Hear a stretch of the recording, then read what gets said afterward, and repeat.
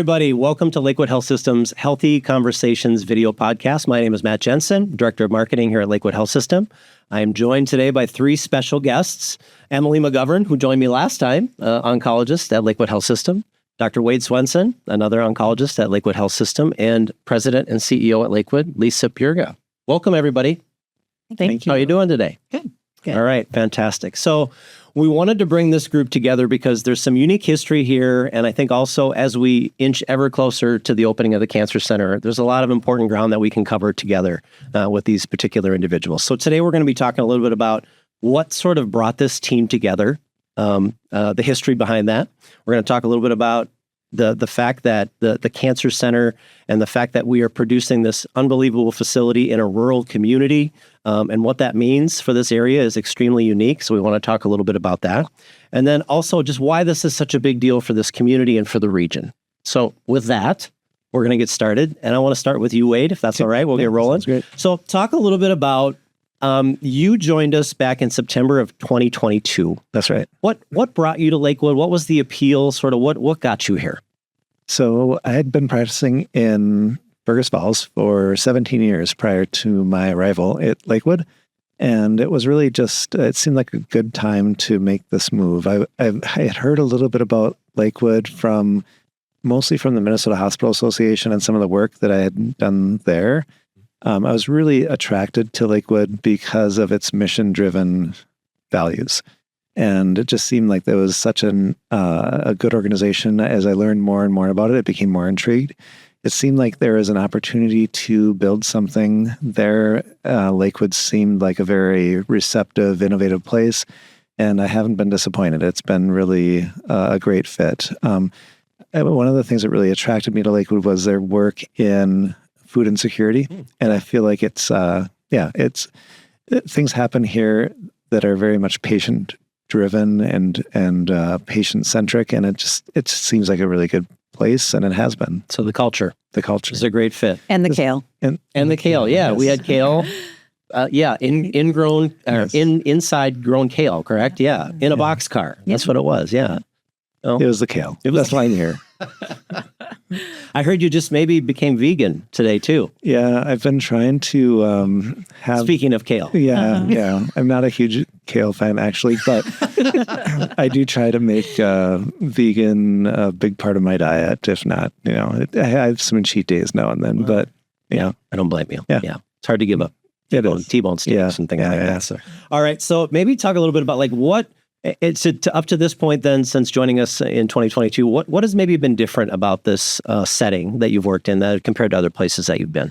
Well, it's really hard to describe culture and workplace culture. It's just, it's hard to put it in words, but it's something that you experience when you're there. I mean, one of the things that patients will comment, maybe patients that have followed me from other places, and they usually comment on how everybody's so happy here, or it just feels different here. It's just hard to put your finger on exactly what that is, but there's something different. Yeah.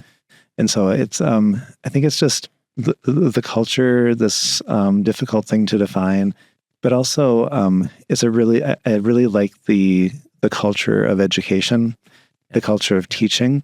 I'm really excited to get the residency up and going through the University of Minnesota. It's a difference maker. Absolutely. And so I really feel like there's pieces of the culture, pieces of the history of the place, and then really just the group of people that are here. It's a great group, and both in the cancer program and in the organization as a whole. Fantastic. Well, it's good to have you here. So thankful that you're here. So I'm going to maybe jump to you now, Emily. You two have some interesting history. Mm-hmm. So you actually joined us in September of 2024. So maybe walk us through how you and Wade first met and what that journey has been like bringing you here to work with him now professionally. It's a little muddy on when we officially met. Okay, all right. But we think we've known each other for about 15 years. Got it. Basically, it all started with my dad and Dr. Swenson here in a running group that led to lots of conversation during miles in the morning. Mm-hmm. And my dad telling me, who was interested in medicine, that Wade's an oncologist and I could shadow him if I wanted to. And so in medical school, I took full advantage of that. At the time, I wanted to be an orthopedic surgeon, and thought maybe that's not the life I want. I think I spent about 3 months working with Wade at that time over the summer, and was every day would come home and be like, this is really cool. This is what I want to do. And so throughout medical school, we kept in contact. I was going back to Fergus Falls, where my family is, where I was born and raised. Wade was still in Fergus at that time, and was just kept going back and doing some shadowing time here and there. Ended up going to residency, rotating with him again during residency, then went on to fellowship in oncology. And during that time, we were also working on the Rural Cancer Institute, which is a nonprofit that Wade founded. I was a co-founder of, and we've been doing some research through that all over that time. So I ended up here because I knew I wanted to go back to rural Minnesota, and had kind of put the feelers out in different locations. I had always thought it'd be cool to work with this guy. Yeah. And he worked at a lot of different places, whether it was, his main job or his outreach. And when he made the shift here, he really tried to sell me on it. He did. I was resistant for a little while. Really? Because I had another idea lined up. And he was very persistent and said, you should just come and see this place. You should see what the culture's like and experience it yourself. And so I finally took him up on it and agree with 100% what he said. You can feel it immediately when you're in the building. It's well cared for. It's well ran. The people are incredibly nice and welcoming. There's really no negatives to it. So it was a very easy decision. And before I even left, I said, yep, sign me up. I'm coming. Really? It was that fast? Yeah. Wow. She hadn't even left the building? And I was ready. That was fantastic. That has to feel really good for you. Amazing. Yeah. Did you know all this? Have you heard of this story before? Probably a couple times, right? She might have been there. Yeah. So what do you, talk to me about the value, Lisa, of having this chemistry built in to the program and these two providers here right now too. What does that mean so far? It's incredibly unique to have that. I'd say we're pretty lucky and it's pretty special. The kind of alignment that you have between these two providers is great. And then you expand that and we have a team of professionals that have come together. Wade is extremely connected in this space. So not only has he brought us Dr. McGovern, he's brought, a small army with him to help support our oncology team. And so it's really helped build that side of things. But then again, working so close with the primary care providers, that same connection, you can just feel the synergy between everyone. Absolutely. Mm-hmm. Absolutely. What has it been like for you to work professionally with him in the time that you've been here? What's that been like? It's been very good. Awesome. Yeah, right now we're actually office mates. Oh, okay. So that's a whole new experience. Yes. I get to hear all about his veganism and bounce ideas off of him, asking There's questions. more coffee than you know what to do with. We have a lot of coffee, a lot of caffeine flowing through that office right now. But no, it's been awesome because then instead of texting an idea from 300 miles away, I just say, hey, what do you think about this? And so it just keeps the doors open and creates more ideas for Rural Cancer Institute. It creates more ideas for us to be innovative here at Lakewood and ideas for the Cancer Center so we can continue to grow. Absolutely. That's great. I wanted to shift gears just a little bit. So Lisa, with Wade joining us back in 2022 and Emily coming now in 2024, we have two additional providers here joining us very, very soon. We can talk more about them here in a second. But I want to go back to when this dream first started. In terms of when this Cancer Center idea first popped in, was it when Wade was a part of that conversation? And just what does it mean to be where we are today right now? Yeah, as I mentioned, Lakewood has always been known for their primary care foundation, exceptional primary care. And so by going into oncology care, it's just another service line we were growing into. It was more of how do we deepen that commitment to providing local care, whether that be, specialty of orthopedics or what does that look like? So we needed to make sure that we could do that, with more capacity. And so we've always had oncology at Lakewood. It was through an outreach model. But when Dr. Swenson reached out, it just really was perfect timing as we were looking at kind of changing our programming, enhancing it, upgrading it. And so since then, it's really been kind of all in fast forward happening from there. It's taken a lot of board support, a great team to get this moving forward, and then, of course, community support as well to move forward. Yeah, yeah, fantastic. And we're currently looking at an October opening Yes. in the Cancer Center, correct? So for consults, so your new homes, you won't have to be office mates anymore. Yes. That will happen in October, and infusion will also be October, and then radiation will happen the beginning of November. It's just really been taking shape these last few months. It's fun to see so much. The progress seems to be expedited here, these last couple of months with the building. Yes, absolutely. So it's great. So I wanted to talk a little bit. Emily, you had mentioned the Rural Cancer Institute. And so Wade, that is an organization that you founded, and then you were the co-founder of that, Emily, as well.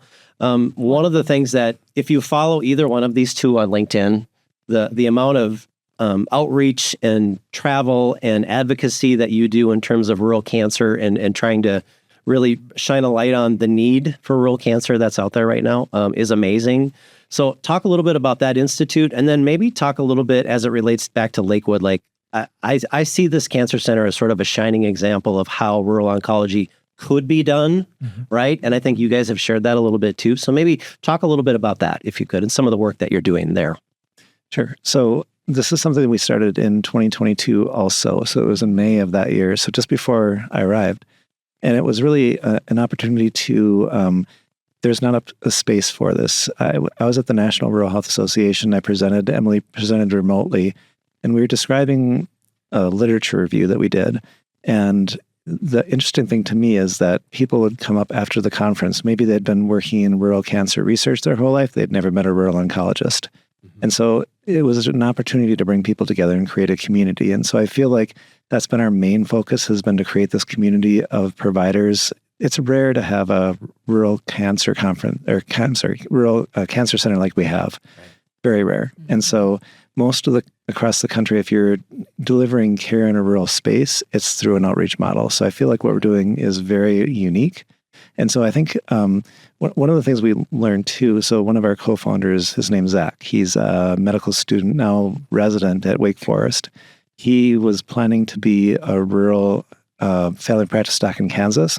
After spending a week at Lakewood, it took some time, but now he's going to be a rural oncologist. And so we learned that just exposing people to this and showing that this is an option can be really helpful. So one of our projects has been working with the state of Minnesota to try to fund a program at Lakewood where providers in training can get some exposure to this and just see there's this opportunity for people.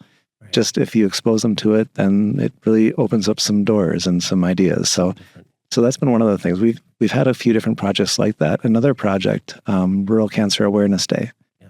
So just raising awareness, and we have some different governors throughout the country who've declared proclamations in their state. So I think we're up to 12 now. So anyway, just a number of projects like that, but it's been really fun to see this grow. Yeah. And we had our first national meeting in Lawrence, Kansas. All right. That was in June. We're having one in Minneapolis in April of next year. Got it. And so it's, we learned that it's great to have the actual conference in a smaller spot like Lawrence, Kansas, but when people are flying, we had 22 states represented. It's nice to be near NERD. Yeah. You're a major airport. Yeah. Exactly. Sounds great. Wonderful work. So talk a little bit about the maybe Emily, you could speak a little bit to this also, the challenges of oncology care in rural areas. Like what is the need? What are some of the downfalls of, unfortunately, being in these, out of the major cities and major markets like that? What are some of the challenges, and what does the Lakewood Cancer Center do to help alleviate some of that?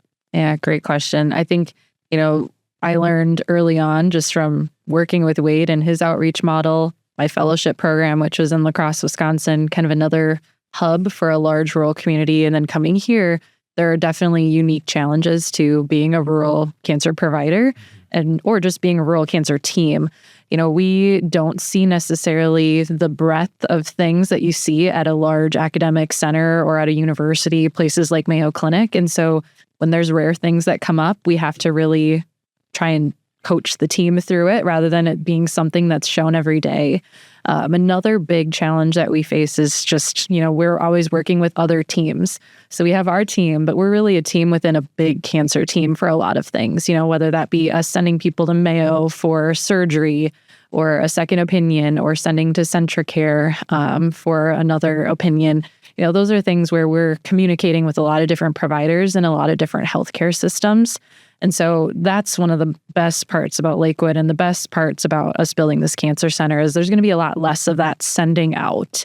We're going to be able to do it all kind of at our new home. Literally. And so that just saves a lot of time, a lot of effort and communication, a lot of confusion on patients' part, a lot of time spent on the road. And so I think, that's the biggest thing, and the biggest challenge is just that communicating with teams. And if we have all the teams in the same hallway or the same building, I mean, it just makes everything easier. Absolutely. Yeah. Wonderful. And some of the things that I get excited about, you mentioned this last time too, Emily, was radiation oncology is now right here. Patients don't have to drive hours for a 10-minute appointment or a 15-minute appointment sometimes. Yep. And every day for a month or, whatever those circumstances might be. So just a number of wonderful things coming to this facility and to Lakewood as well. Lisa, talk a little bit about, if you could, what are some of the community feedback that you've been getting from local businesses, from community members and so forth? I love the parade t-shirts. Our Hope has a new home, right? Just sort of our new theme for that as well. And I think it's so appropriate in this case. So I'm assuming there's a lot of excitement out there that you're hearing on a regular basis too. A lot of excitement and a lot of pride to be able to say the town of Staples, which is, around 3,000 people, can have a facility like this. I think there's a lot of pride in Lakewood, and then to be expanding our services is really impressive. I think probably what people are most excited about is, obviously getting a cancer diagnosis is very stressful. But with the way our program is going to be set up, you could see your primary doctor in the morning who knows you very well. You probably see them at church or at the grocery store. And by the afternoon, when you see one of our oncologists, they may have consulted about your case already. And so that's, again, even in a larger facility is unheard of. But then to have something like that in a rural setting is quite impressive. It's just comforting to know that these patients can walk into a facility where they are familiar with their providers and in a building that's familiar as well. It lessens the stress. Yeah, I love that. We talked last time about hallway conversations with a primary care provider that can happen right now. You're literally down the hall from each other. Yeah. You're not in a separate facility or a different town or a different location. Those conversations can happen quickly and easily, right? Mm-hmm. So yeah, I love it. That's going to be the great part about having radiation oncology on site too.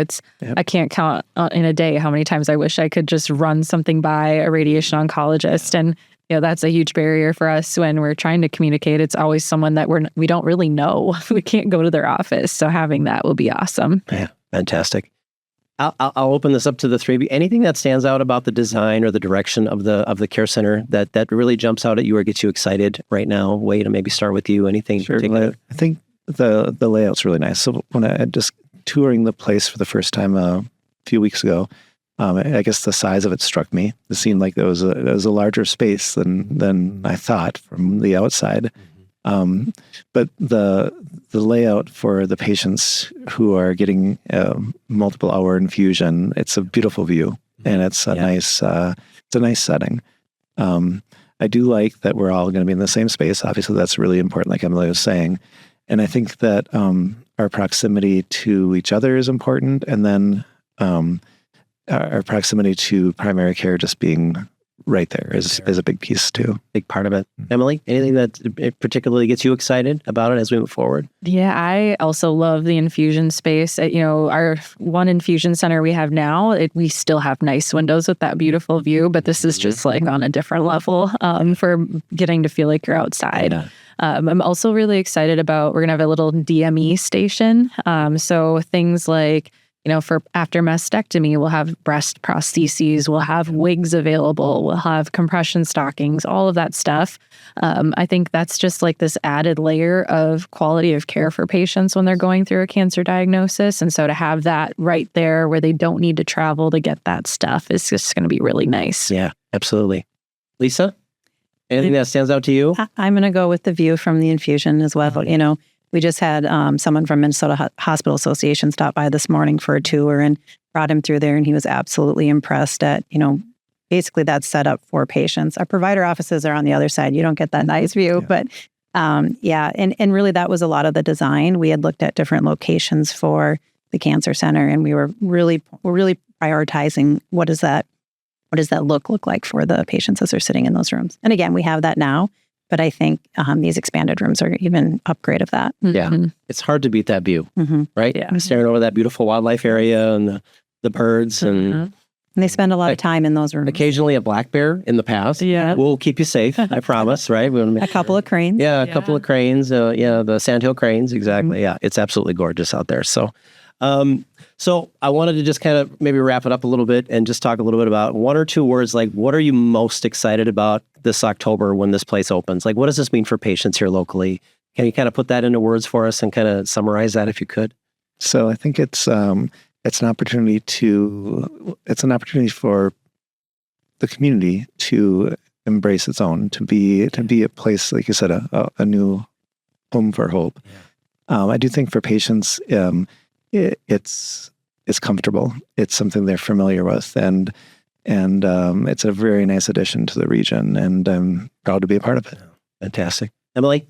I'm excited for streamlining care. I think, we have a pretty smooth process right now, but it's going to be even smoother once we're in the new center. It's going to be, get your labs, walk very short distance to get into infusion, a little distance to get into the office room, rather than having to go to different parts of the building. And when you're tired and you're having chemo, that really, really matters. It'll be awesome. Absolutely.